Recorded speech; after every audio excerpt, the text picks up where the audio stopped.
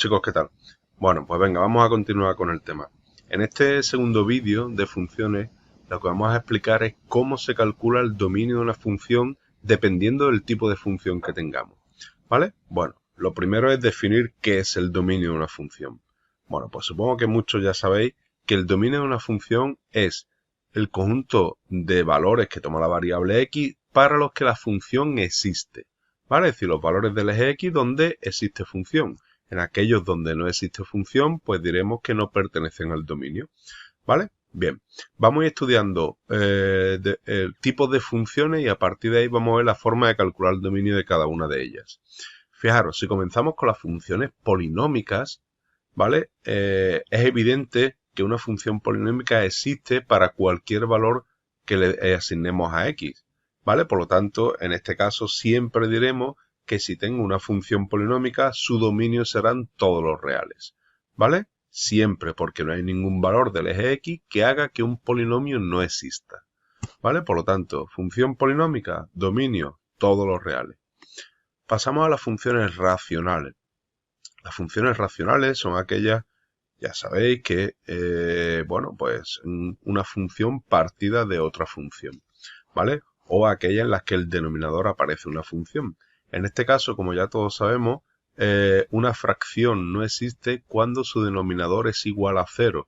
Por lo tanto, lo que tendremos que evitar son aquellos valores que hacen que el denominador sea 0, ¿vale? Es decir, el dominio de una función racional serán todos los valores reales menos aquellos valores que hacen 0 el denominador. Por lo tanto, ¿cómo calculo el dominio de una función racional? Pues simplemente igualo el denominador a 0, resuelvo esa ecuación, obtengo los valores que me hagan que ese denominador es igual a 0 y por tanto el dominio serán todos los reales menos esos valores que he obtenido. Fijaros aquí el ejemplo, ¿vale? Me dan esta función, claramente una función racional. Voy a ver qué valores anulan el denominador, es decir, igualo el denominador a 0, obtengo las soluciones de esta ecuación, que son x igual a 2 y x igual a 3, y por tanto podemos decir que el dominio de esta función son todos los reales menos el 2 y el 3, que son los únicos valores que hacen que el denominador sea 0. ¿Sí? ¿Ves que hasta ahora es muy sencillo esto? Fijaros, vamos a continuar. Dentro de las funciones irracionales, distinguiremos aquellas que tienen índice par de aquellas que tienen índice impar. Y vamos a ver por qué, porque evidentemente el tratamiento de estas son distintos. Fijaros, cuando tengo funciones irracionales de índice par, todos sabemos que las raíces de índice par existen únicamente cuando el radicando es mayor o igual que 0, ya que una raíz con radicando negativo siempre hemos dicho que no podemos calcularla, ¿vale? Por lo tanto, precisamente lo que tendremos que hacer es eso. Si yo tengo una función irracional de índice par, ¿vale? Pues tendré que ver cuándo su radicando toma valores mayores o iguales que 0 y en ese caso esos valores serán los dominios de esa función. Fijaros, tenemos un ejemplo aquí. En este caso, raíz de índice par, ya que el índice es 6, el radicando es 2x menos 4, simplemente tengo que ver cuando este radicando es mayor o igual que 0. Por lo tanto, resuelvo la inecuación correspondiente. Al ser una polinómica de primer grado, pues simplemente despejo la x y me queda x mayor o igual que 2, ¿vale? Por lo tanto, puedo afirmar que el dominio de esta función serán todos los valores mayores que 2, del 2 al infinito, ¿vale? Mayores o iguales que 2.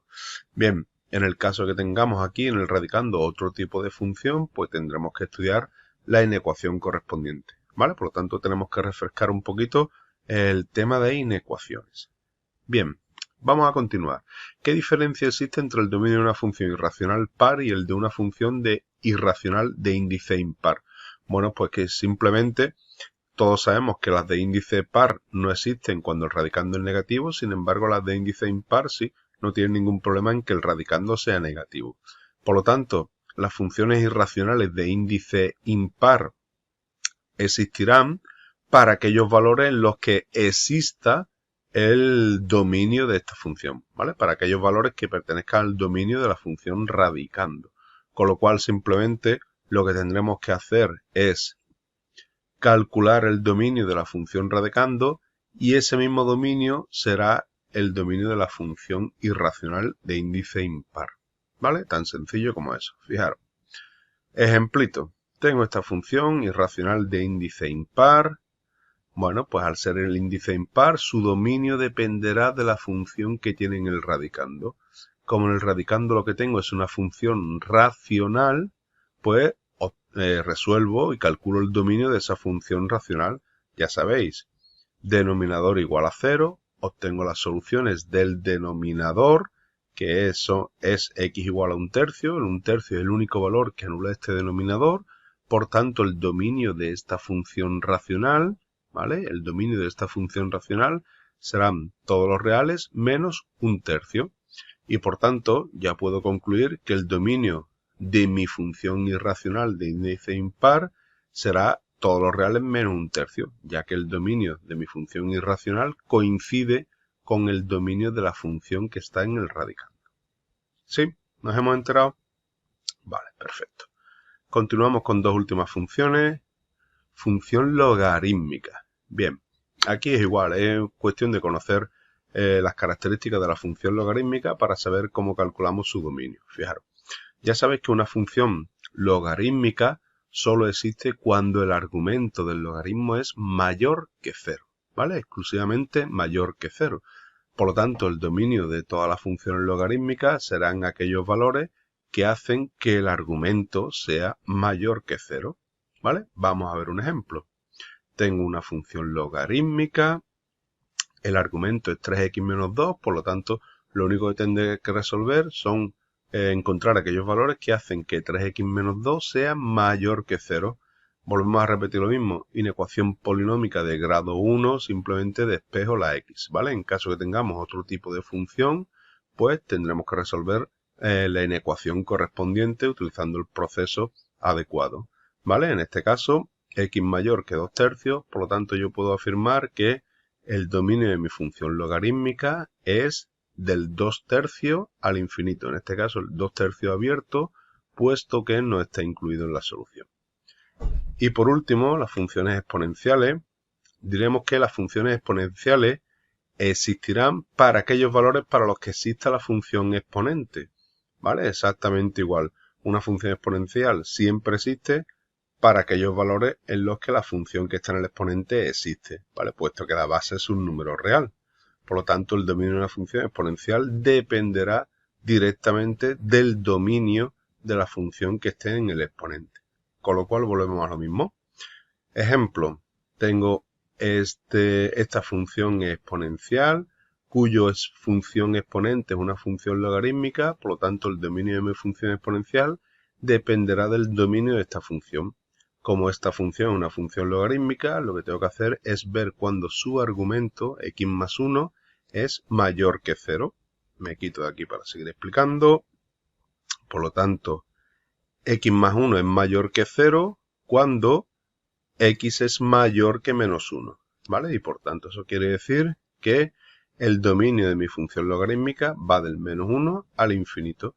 Y como mi función exponencial, el dominio de mi función exponencial depende del dominio de mi función logarítmica, puedo afirmar que el dominio de ella será el mismo, ¿vale? Es decir, el dominio de mi función exponencial será el mismo, de menos 1 a infinito, ¿vale?